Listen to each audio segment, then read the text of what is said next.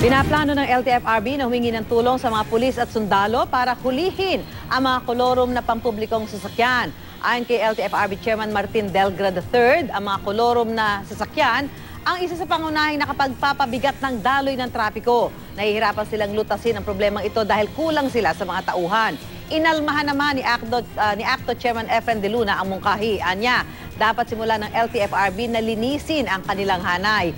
Sa pakikipagsabwatan daw kasi sa kanilang ahensya, nagsisimula ang problema sa kolorum.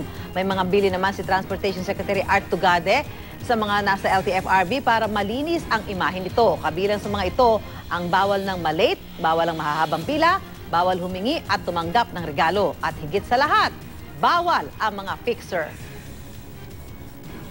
Mahaling alingaw-ngaw at maraming sali-salita ng LTFRB. Kasama na yung LTO ay isa sa pinakamabantot at pinakamabahong korporasyon sa Republika ng Pilipinas.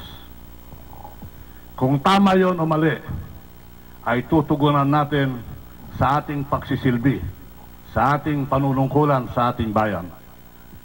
Sa 6 na taon, nandito ang ating pinakamamahal na Pangulong Duterte.